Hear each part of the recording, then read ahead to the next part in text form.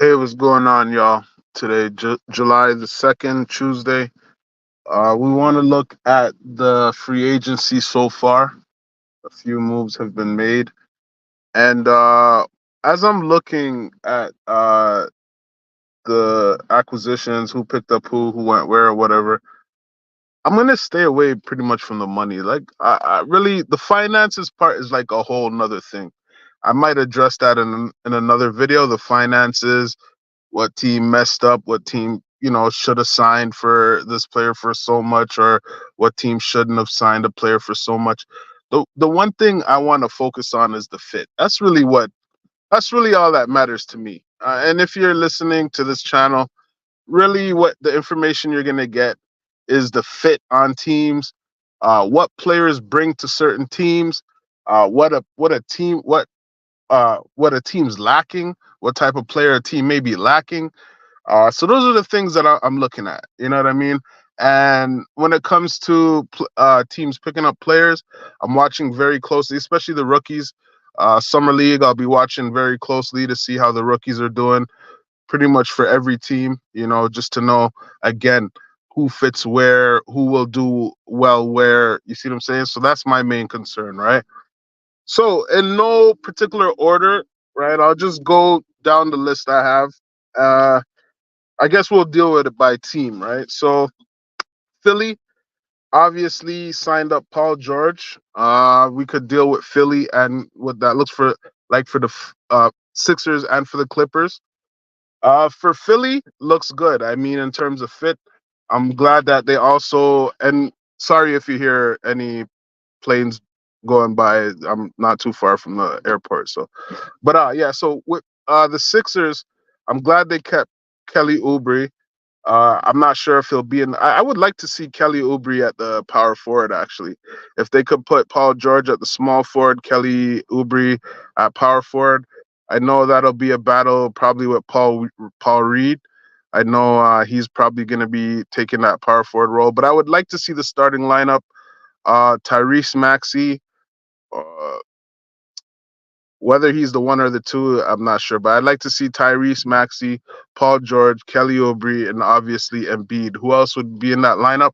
I'm not sure. Maybe you could shift Paul George to the two, and Kelly Oubre to the three, Paul Reed to the power forward position, and then Embiid. But I like it. I like it. And another thing I want to address is the load.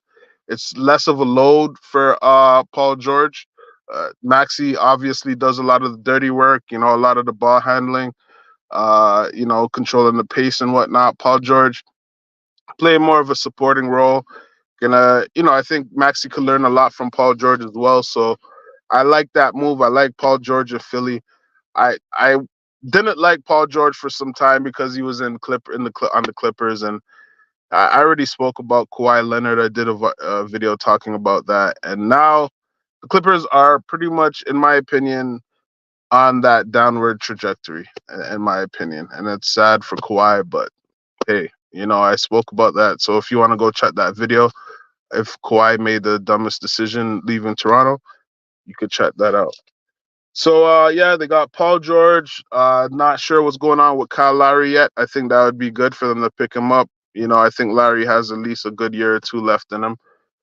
Plus, it's his hometown, so it'd be good to see him retire in Philly. Uh, Resign Maxi, which is a no-brainer, and Andre Drummond. They picked up Andre Drummond. They had him before. He's a really good backup center for He's a real good backup center for Embiid. So I like how the Sixers are looking. They put themselves in the mix with the Knicks and with Boston, in my opinion.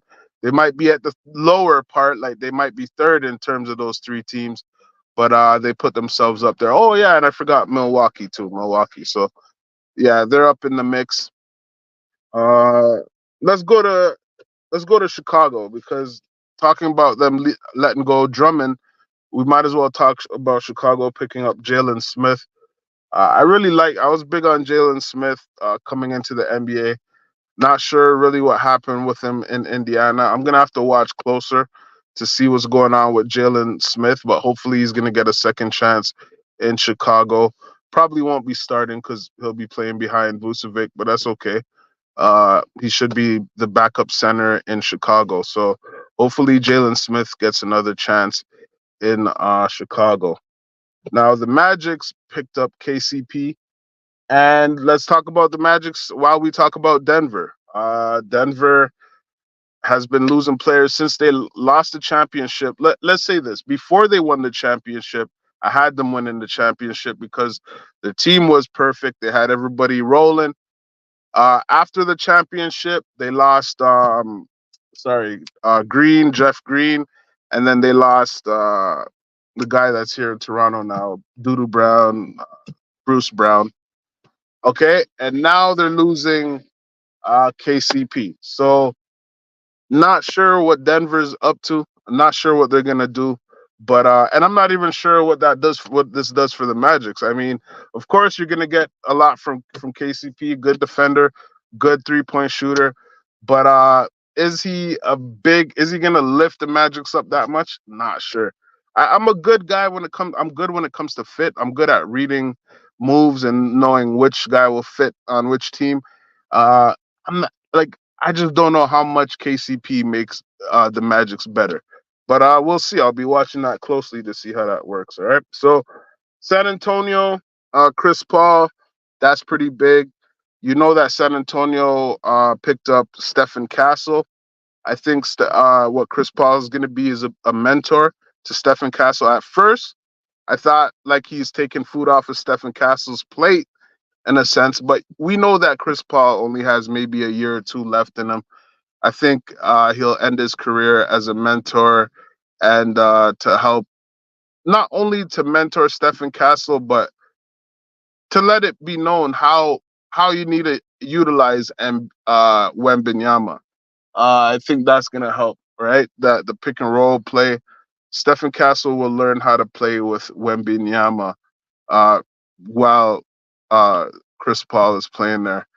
It's good for Chris Paul, and I could see Chris Paul moving up into the staff after retirement. Right, I could see the San Antonio staff really benefiting from Chris Paul being a part of their staff. So that's good for Chris Paul. We'll see how they do. I don't see them really doing much. Last year, I had them pretty big. I thought maybe they could at least make a play in last year.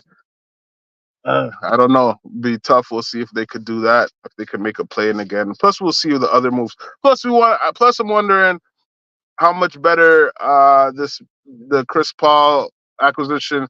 How much better it is for guys like Devin Vessel and is it Keldon Johnson? I think right. Like those guys could use a pass for first point guard around them. So we'll see if he makes those guys better and more useful on that team. And again, the big thing is the Stephen Castle, Stephen Castle learning from Chris Paul. That'll be really good. So the Wizards picked up Jonas Valanciunas, and that might have to do a lot with finances. Like I said, I'm not going to go too much into the finances today. We know that the Wizards picked up Alexander Sarr at the second pick. Maybe this allows Sarr to play the 4.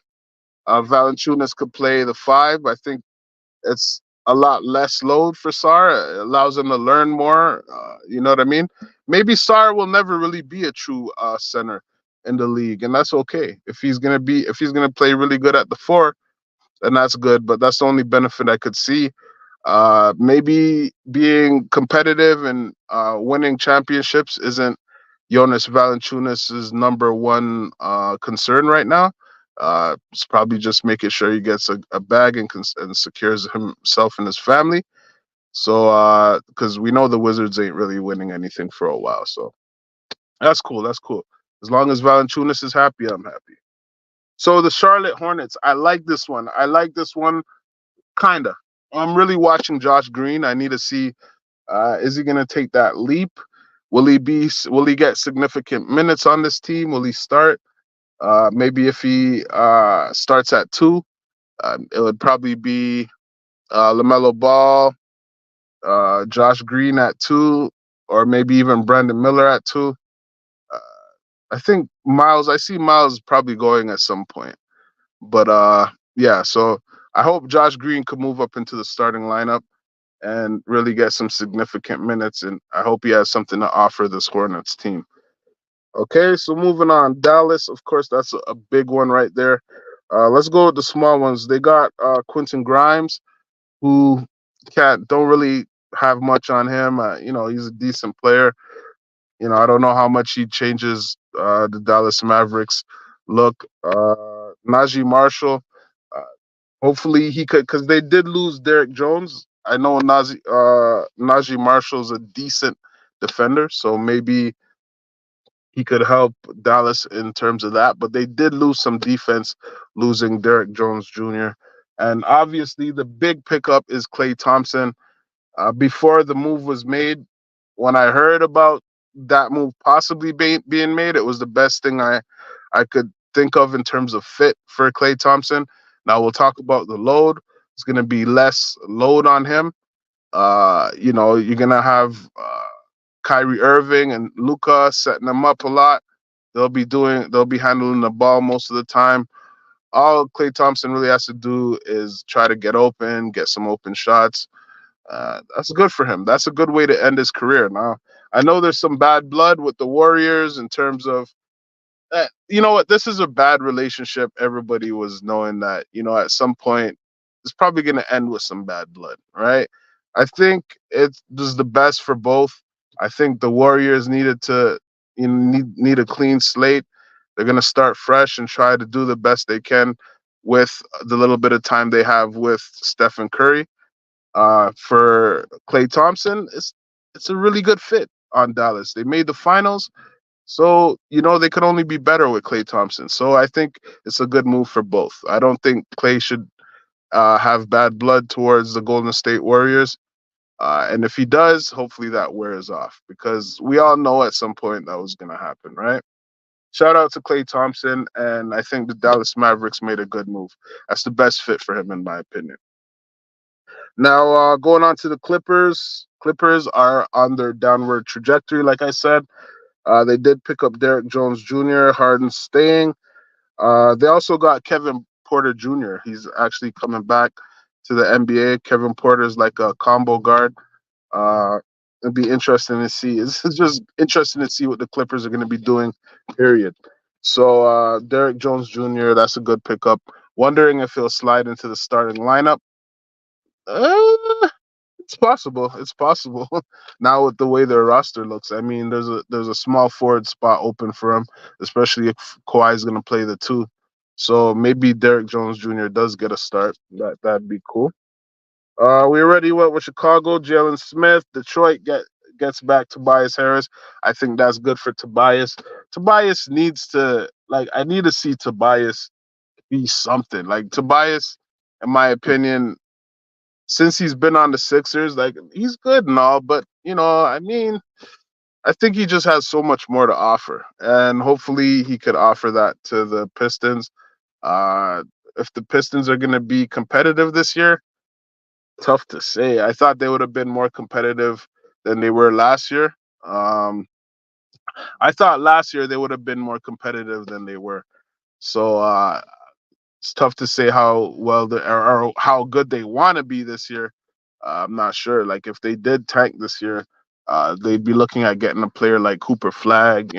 This would be a good draft to get a player in. But look, they actually, if you want to say they tanked last year, they had one of the worst records, and they ended up only getting the fifth pick. So it's rough. It's rough. I don't know if they want to take that gamble again, but they got Tobias Harris. Hopefully that works out for them. We'll see how it goes. So OKC gets I Heart. Well, let's go with Isaiah Joe. They re-signed Isaiah Joe and Aaron Wiggins. That's good, keeping their core team, their role players together. Isaiah Hartenstein picked him up from the Knicks. That's really good. That gives them a lot more flexibility, especially with Chet Holmgren. I see those two playing together well. Whether he starts with Chet Holmgren or he's coming off the bench to support Chet Holmgren, I think this is going to be a good. I think that's a good pickup for them, regardless. So obviously, Jason Tatum re-ups, gets a big bag in Boston. Boston's trying to run it up again. I don't know if Boston's going to make any changes. I doubt that they really need to. So that's good for them. Yeah. So before I end it off, it's going to be tough for teams like the Clippers for Kawhi Leonard. I spoke about this already. Not only is their team worse without Paul George, but it's going to be more load on Kawhi. Kawhi has already not been able to get through an 82 game season since forever. So more load on Kawhi.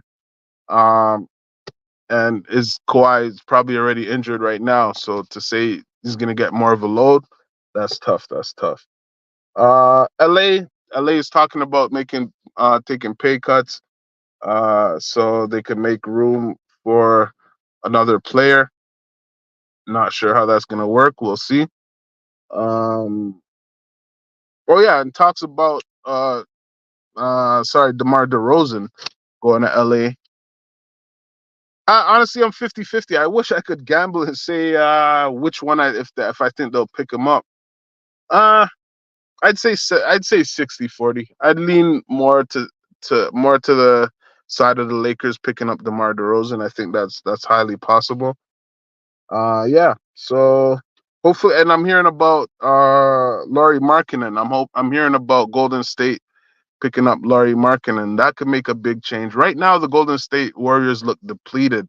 If they do pick up Lauri Markkanen, that changes the scope of things totally. That's like a 360 in my opinion. Uh, does it make them contenders all of a sudden just because they pick up Larry Markkinen? But I think that would be some sunshine in Golden State. Yeah. So that's good. That's pretty much all I got. I think, like I said, I'm gonna just quick rundown. I think it's good for Klay Thompson. Him being in Dallas, him and Paul George, they could have less of a role, less pressure on them, and there'll be more of a more supporting players on their team. That's really good. So I want to see how Josh Green. I'm looking at Josh Green right now, watching Jalen Smith to see how Jalen Smith does in Chicago, and that's all I got. So we'll catch y'all with another one. I'm not sure what we'll be talking about. Maybe a little bit of WNBA. We might watch the Mystics and the Sparks tonight. I want to see how it was Cameron Brink and Aaliyah Edwards, I believe, from here in Toronto. So I wanna see, and let me know if y'all are watching the WNBA, and if you are, what y'all think about it. Is it interesting right now? Because I'm gonna give it a shot tonight. So WNBA tonight, I think 8 o'clock, 8 p.m. We'll be watching that game, the Sparks and the Mystics. Let me know what y'all think about the WNBA if y'all watching. Uh, and that's it. That's all we got for today. So y'all have a good one. All right, cool.